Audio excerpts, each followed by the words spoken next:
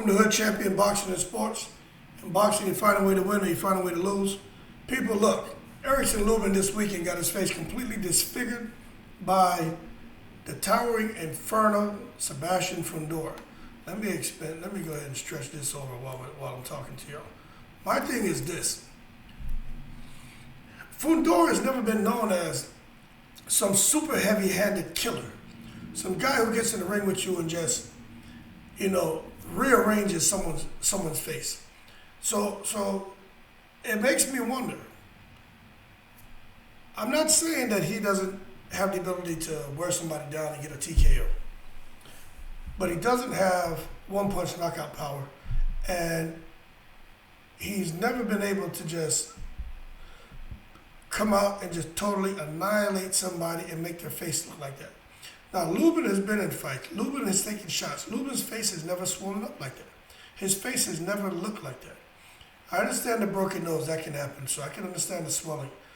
And I can understand maybe with a broken nose, some swelling around the eyes and maybe around the forehead area, but not your cheeks and everything else. So and this is what concerns me, right? When we're not testing fighters, then we can't say with confidence that the playing field is even. So my thing is Fundora eating the CANELO beef?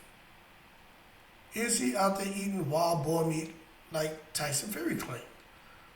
I have to question. I have to ask that question. Now, I'm not taking away from him being a 6'5", 6'6", has the range, and he can fight, obviously. But when you're not being piss tested, they're not checking you for performance enhancement drugs, and that's stupid on Lubin's part to go into a fight like that. Now, conversely, you can say, well, what about Lubin? I get it. But Lubin looked like himself. Got a box, move, and when he hits you, Lubin can get you out of there. And he hurt him. But when I was watching that fight, and I couldn't help but think of Margarito Cotto. Like, to see Cotto's face like that. And he's never looked like that. And then come to find out, a couple fights later, Margarito got caught with those bricks in his gloves. He and Cotto had a rematch. Wasn't quite the same. I do think Margarito was coming on those later rounds. Cotto was kind of lucky they stopped that fight because Cotto looked gassed.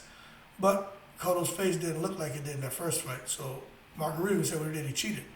But with Fundora, I almost hope that they have a rematch. And some people say, well, it was one-sided, but I hope they have a rematch with the testing, the VADA testing. And I know it's expensive, and I know it's a burden, and I know these guys, when it comes to their fight purses, promoters take a chunk, trainers take a chunk, it gets sliced up so many ways, and then what they end up getting left with really is peanuts compared to what the fight purse started off as. And I get it. I get it. Who wants to spend 10, 15, 20, 30, $50,000 on this your analysis? I mean, that's a lot of damn money. But if it's going to result in you missing out on like a 7-figure payday, it's worth to go ahead and invest in that and have it done. Because if we find out Fundora is eating that CANELO beef, man, it's going to be highly disappointed because it's not right to do that to a boxer. Now, I'm not saying I have any proof of this. I'm just a guy, it's called optics, man, just sitting back and just observing and watching that fight and watching how it played out. And we know that Fundora has a good engine, but you gotta start asking questions when you see guys just go like that nonstop. You gotta wonder if like Panama Jack, and he had Aaron Pryor, and he was like, "Give me the black buckle, give me the black buckle." He drank that, opened up his lungs, and he went in there, man, and just devoured Alexis Arguello. So you just never know what's going on in these corners. Now, I would like to think that Fundora is a respectable young man and he's doing the right thing, and he was just landing the uppercuts, and the uppercuts what was causing the damage. Lubin really wasn't able to defend against those, so I recognize that too. But I just have to question, and not to slander or defame, slander the name of Fundora or defame his character, but you just got to ask the question: how does Lubin all of a sudden get his face banged up like that? get just beat up like that. That's not Lubin. That doesn't happen to Lubin, and I get it.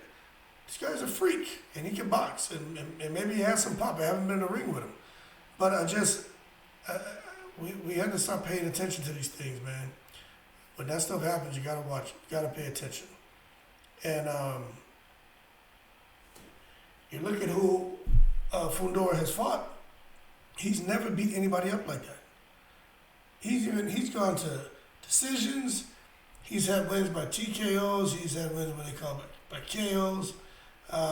He's had unanimous decision wins against guys who are lesser opponents than Lubin. So, like Sergio Garcia, he got a unanimous decision. Then he comes out here and he fights Lubin, who's a killer, and Lubin just can't handle it.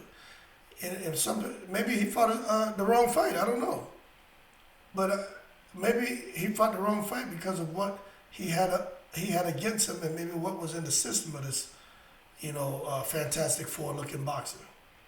So I'm just saying, man, we gotta start asking questions, man. And I think and I wish they didn't charge so much for this damn drug testing. But everybody has to make money. But that shit I would say it's almost too expensive. It's not like these guys are making $100 million a fight like Floyd Mayweather.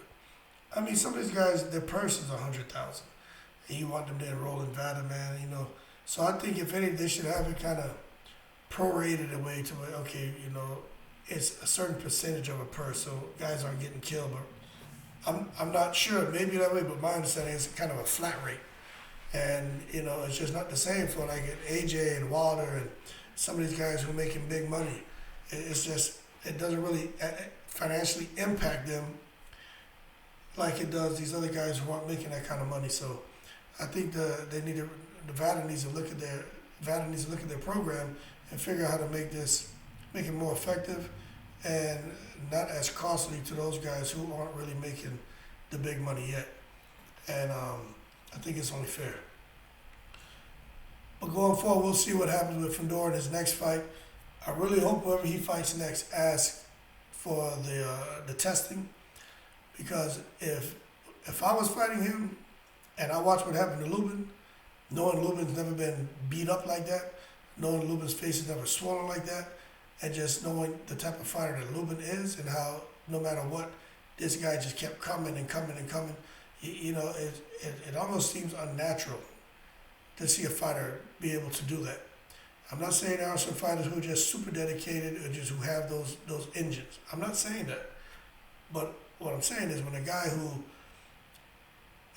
doesn't normally do that to an opponent comes out and does that to, I would say, a very, like a B plus, A minus fighter, that gets my attention. So it's either Fundora is super special or there was something super suspicious going on. And Lubin ultimately paid the price. So leave your comments below. I know people are probably watching this and have something to say. Don't talk to the screen. Leave your comments below and let's get the dialogue going. But that's my opinion on Fundora, man. Test this guy going forward. Make sure it's a even playing field between him and his opponent. And if so, kudos to him. Applaud him. You're doing great. Keep doing your thing. If not, they need to handle him accordingly, because that's not fair. Because with Lubin, when you get beat up like that, you gotta consider retirement. You gotta look at the long-term effects of getting beat down like that, punched in your face like that. It's just not healthy. It's not safe, and it's not worth it, especially when you have a wife, children. I don't know if he's financially, set or not, but you have to really stop and think about it, because he got hurt, man. And like I said, it reminded me of Margarito and Cotto in that first fight, to see how his face was looking. Anyway, shout out to all the veterans. Appreciate your support, and as always, I'm in the breeze.